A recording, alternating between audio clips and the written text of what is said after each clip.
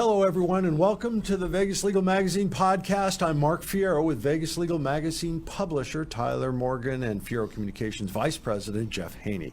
Thank you so much for joining us today. Do you ever look at the most successful people in Las Vegas and ask yourself, what does that guy do with all of his money? Well, today we're going to get a closer look at what one of the biggest names in Las Vegas does with some of his money. Bill Foley, owner of the Las Vegas Golden Knights, and I'm here to tell you that it is impressive. Foley has created the Folded Flag Foundation. It helps surviving members of American military and government personnel who die in U.S. combat operations. American war heroes, Gold Star families. Joining us today, Tom Rankin, operations manager at Folded Flag Foundation. And Tom grew up in a veteran family. In 2015, he also worked with Army and National Guard reservists in Florida.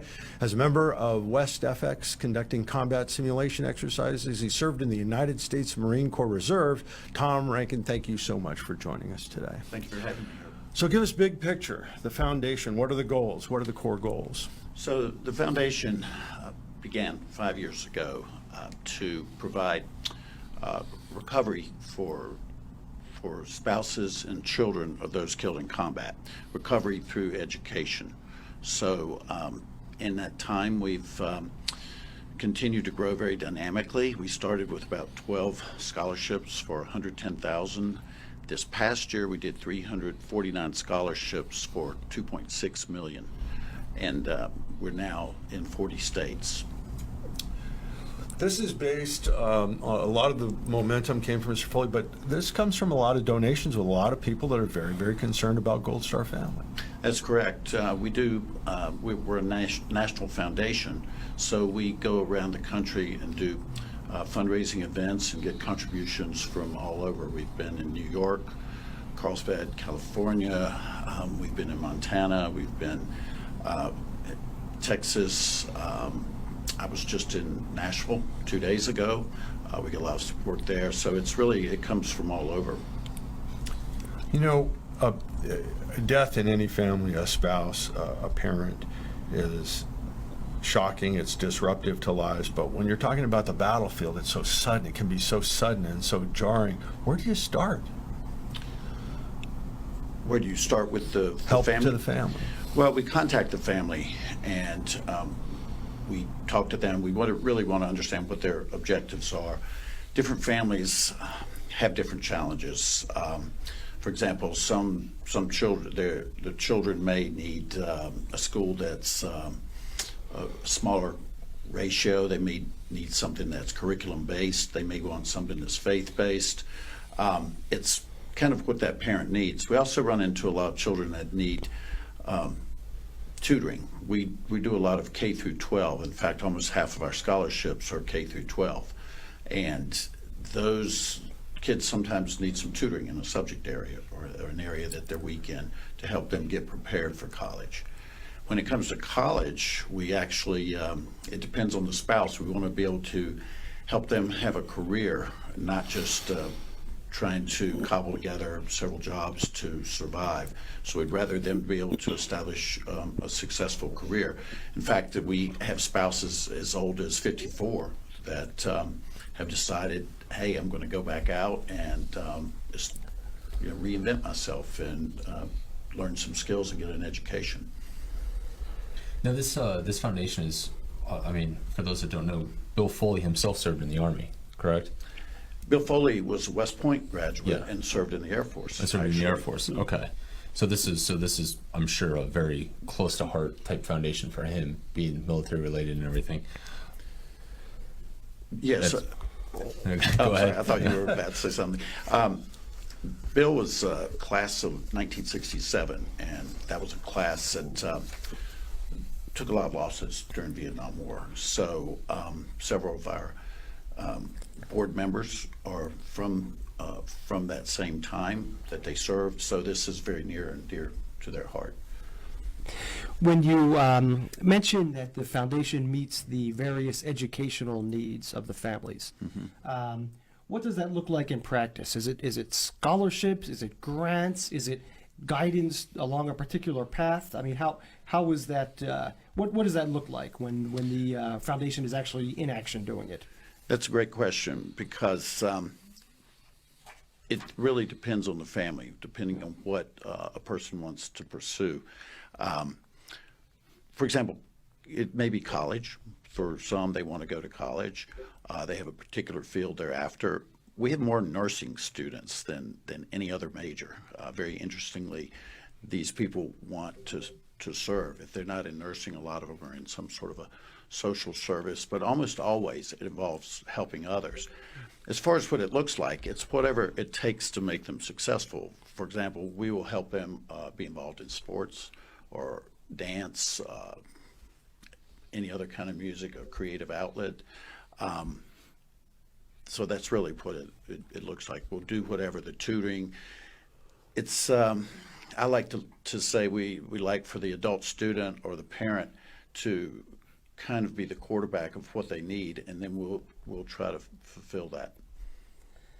It would seem like a lot of people that you're dealing with are in sort of a free fall, not just economic free fall, but a lot of military families, they move around so much, they have to have a core plan. They have to know what the next thing is. You're always thinking of where the puck is headed next. And with a death in the family like that plan's got to get shredded to some degree. It's a tough thing, and we try to be flexible with families. If I'm sometimes asked, do you have a grade point average they have to maintain to get a scholarship? And we don't. We would rather try to help them succeed. For example, somebody's had a trauma like that is not performing their best always. So if we can assist them with a tutoring, for example, and just work with the parent. We have a lot of dialogue with the families, with the students. In that regard, you mentioned dialogue. So is there dialogue between the families as well? Do they get a chance to know some of the other Gold Star families? They do. When we do events around, it's one of the most enjoyable things I have is being able to introduce Gold Star families to other Gold Star families. They get a lot of I think it's very beneficial to them because a lot of times in the community, no one else has been through what you've gone through. So I hear that a lot of times. I've had someone who's had a recent loss, and they'll say, I want to meet some other Gold Stars and understand what they've been through, because when they meet others, they're meeting someone who's maybe further down the line and has gone through what they're starting to go through. And then later on, they become that person who can help someone else. So there's a strong community between the Gold Star families. It's pretty great because normally when you talk veterans, you always see in the news and a lot of attention placed on the veteran, whether they're injured after they come back, but you never hear about once the veteran's passed, the family and the children, and then that whole life that it still has to live. So that's a lot of kudos for actually putting an emphasis on that, I'm sure.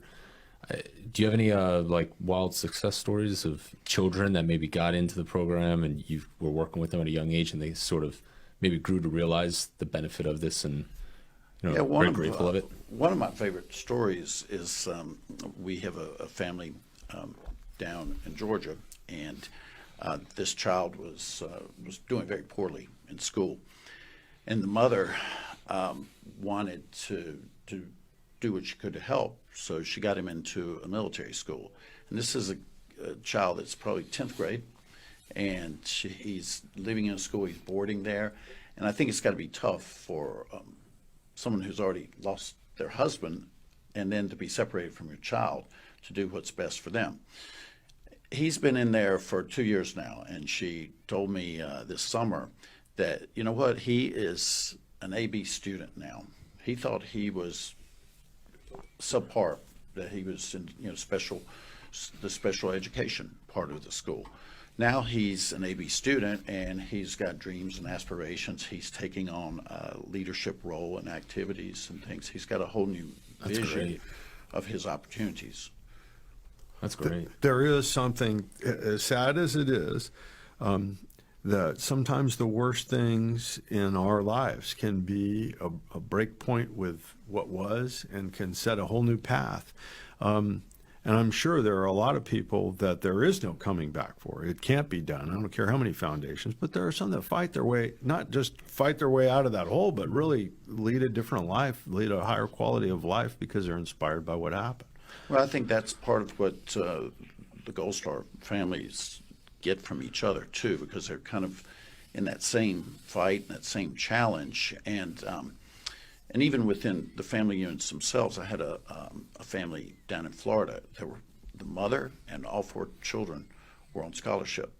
And usually what I see in those situations is that parent sets the pace and probably feels a certain degree of pressure to set an example for the kids.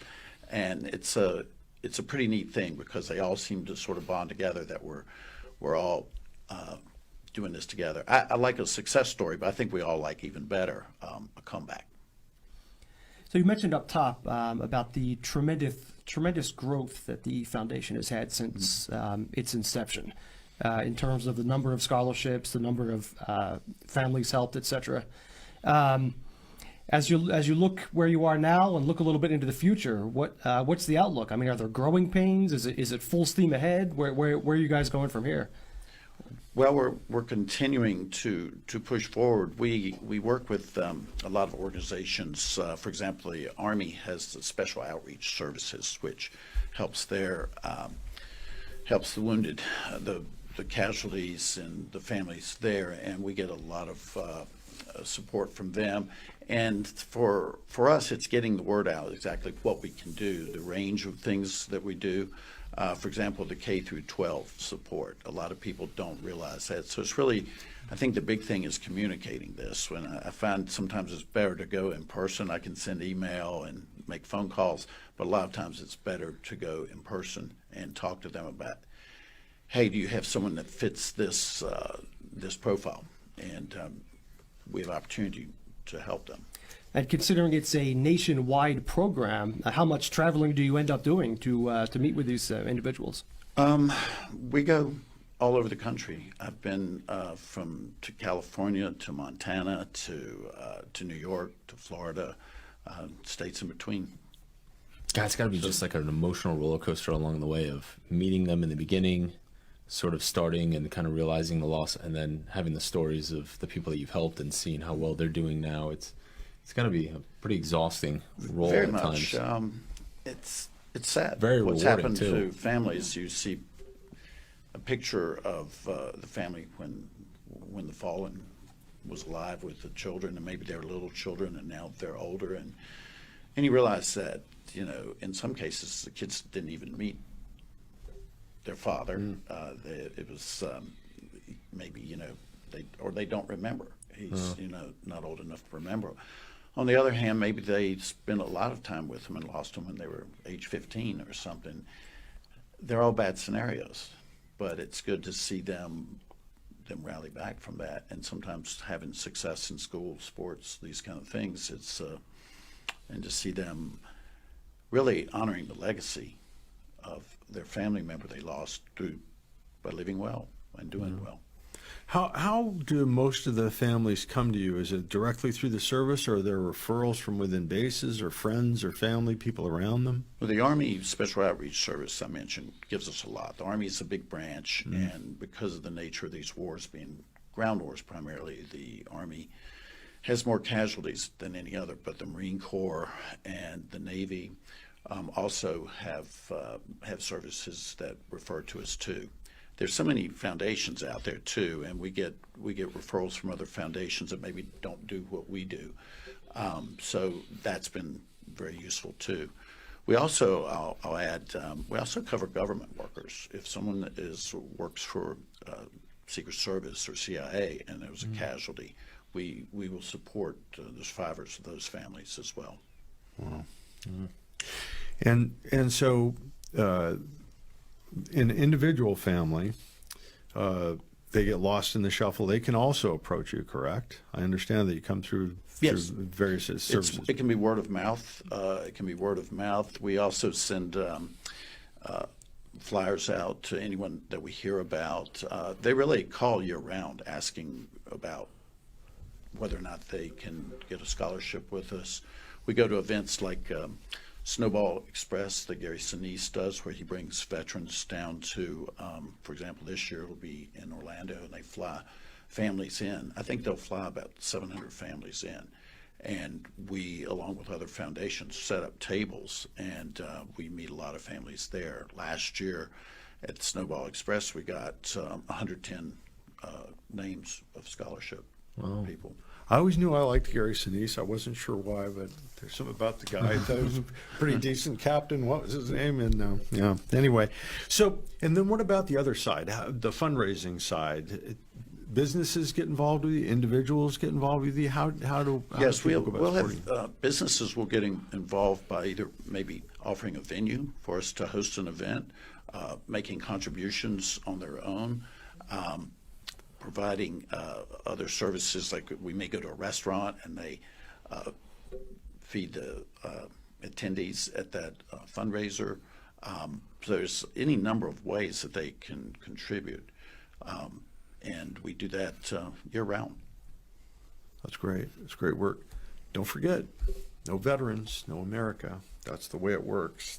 We're all citizens, but these families, they have equity. They have equity ownership in the United States. There would not be a United States of America if it wasn't for these families and what they're willing to sacrifice. We are going to have a special guest up right after this in our next podcast, a Gold Star family leader, Courtney Rezo-Bargo, and we've had a chance to speak a little bit, and we'll be back, and we're going to talk a little bit more about the challenges, the firsthand challenges that the family had to go through. We definitely thank you so much for your time, your participation, all the good work that you're doing on behalf of our Gold Star family. Thank you for having us here. Thank you. They appreciate are it. our families. And with that, we call it a day. The Vegas Legal Magazine podcast. I want to sincerely thank Tom Rankin, the manager of Folded Flag Foundation, Tyler Morgan, publisher of Vegas Legal Magazine, Jeff Haney, vice president of Fiero Communications. Remember to like, share the Vegas Legal Magazine podcast on Facebook. You can also catch us on YouTube, iTunes, or Stitcher.